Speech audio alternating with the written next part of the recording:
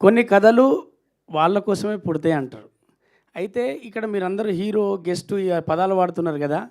ఇది hero subject కాదు. మన ఊళ్ళే వాడు తాగి తిని ఏ పని పాట లేకుండా తిరిగేటోళ్ళు బద్మాషులు ఎట్లుంటారో అట్నే ఉండాలని ఏరుకున్నట్టున్నారు ఈ ఇద్దరిని ఏరుకున్నోళ్ళు. కాబట్టి వాళ్ళిద్దరికి సూట్ అయింది. వాళ్ళు హీరోలు కాదు, ఊళ్ళే ఎందుకు పనికి రాకుండా చూస్తుంటాం కదా, వాళ్ళ కథ తీసిండు శంకర్ అన్న. అంతేనన్నా డైరెక్టర్ గారు? 100%. కొన్ని కథలకు హీరోలు కావాలి, కొన్ని కథలకు కథ కావాలి, కొన్ని కథలకు ఎవరి తరఫున తీస్తున్నాం వాళ్ళ తరఫున కావాలి. కాబట్టి నాకు అర్థమైంది ఈ బద్మాషులు అనేవాళ్ళు ఇలాగే ఉంటారు ఊర్లో. ఆయన ఎక్కడో రియాలిటీగా చూసినటువంటి స్టోరీని తీసుకున్నాడు.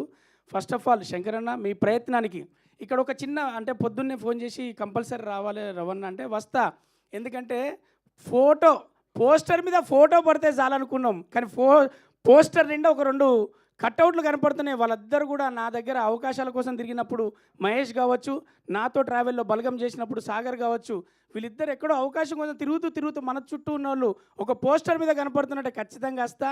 ఆ శంకర్ గారికి అలాగే ఆ ప్రొడ్యూసర్కి అలాగే మీ మీడియా మిత్రులందరికీ థ్యాంక్స్ చెప్పడానికి వస్తా. ఎందుకంటే ఇలాంటి సినిమాను ప్రోత్సహించడానికి మీరు అందరూ ఈవెంట్ పెట్టినప్పుడు ఎక్కడో ఒక మాట సాయం చేయకపోతే ఎవడి కెరీర్ బిల్డ్ అవ్వదు. అవకాశం కావచ్చు, మాట సాయం కావచ్చు, మనమే నాకొకటి ఇస్తే ఈరోజు నేను, నాకొకటి చేస్తే ఈరోజు ఈ డ్యాష్ మీద ఉన్నా. అలాగే మనం కూడా సహాయం చేసి మాట సాయం కావచ్చు, ప్రజెన్స్ కావచ్చు ఖచ్చితంగా ఇస్తాను మనస్ఫూర్తిగా రావడం జరిగింది. ఎప్పుడో ఒకసారి మనం మాట సాయం చేస్తే వాళ్ళని గుర్తుపెట్టుకొని వాళ్ళకు పేరు నిలబెట్టుకొని వాళ్ళని గుర్తుపెట్టుకుంటే చాలు. మీరు చేయాల్సింది ఈ బద్మాషులకు మనందరి తరఫున మీడియా మిత్రుల తరఫున సపోర్ట్ ఉంటుందని నేను అనుకుంటున్నా, ఉండాలని కోరుకుంటున్నా.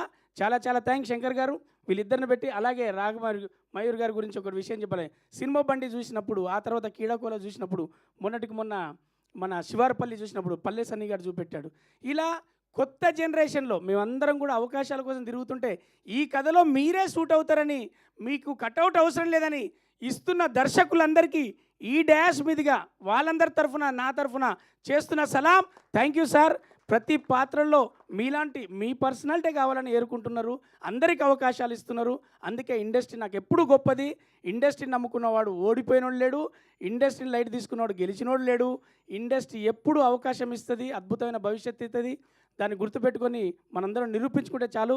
Thank you once again media మిత్రులందరికీ, ఇక్కడికి విచ్చేసిన వీళ్ళందరికీ, జాతిరత్నాలు కవిత వీళ్ళందరికీ ఆల్ ది బెస్ట్. అందరికీ ఈ సినిమా తర్వాత ఇలాగే కట్అవుట్లు మెయింటైన్ చేసే భవిష్యత్తు ఉండాలని కోరుకుంటున్నా. Thank you so much. Thank you Ravi గారు, థ్యాంక్ యూ సో మచ్ అండి. ఇప్పుడు దీక్ష గారిని మాట్లాడవచ్చు.